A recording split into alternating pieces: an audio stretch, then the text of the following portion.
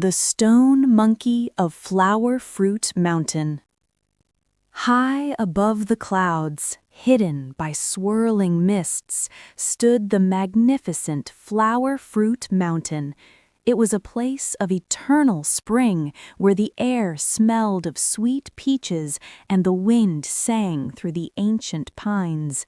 Kun, the ancient spirit of the mountain, watched over the peaks with a gentle, mossy smile, ensuring every leaf and stone was at peace.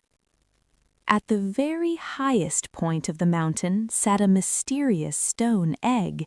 It was smooth, heavy, and as old as the stars themselves.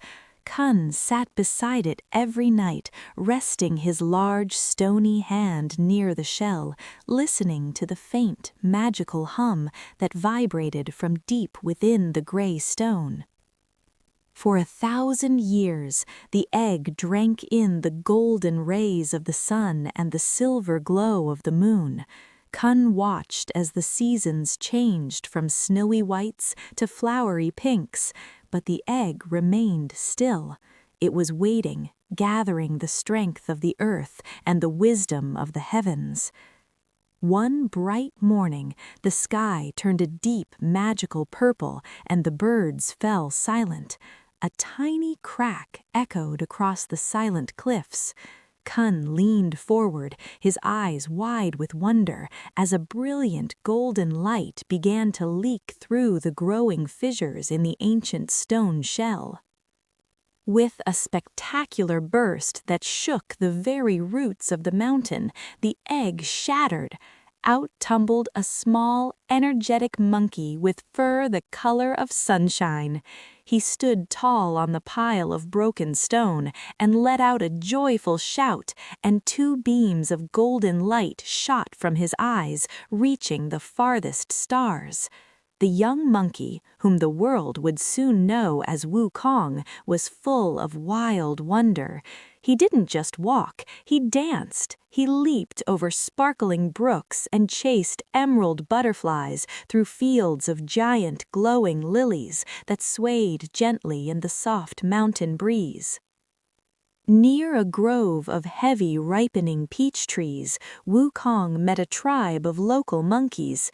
Simi, the eldest of the group, with fur as white as a winter cloud, watched the newcomer in awe.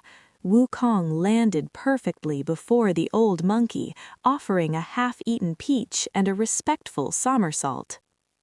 One afternoon, the monkeys gathered at the edge of a thunderous waterfall that crashed into a deep, misty pool.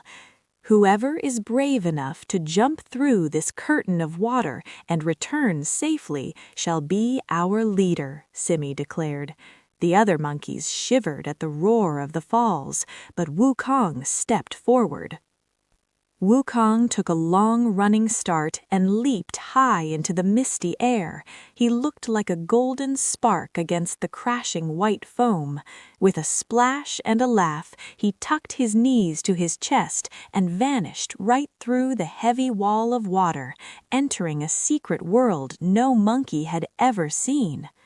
Behind the water, he found a magical cave filled with stone furniture and jade flowers. When he led the tribe inside to their new home, Simi placed a crown of woven orchids on his head. Wukong was no longer just a monkey born of stone. He was the great king of the Flower Fruit Mountain.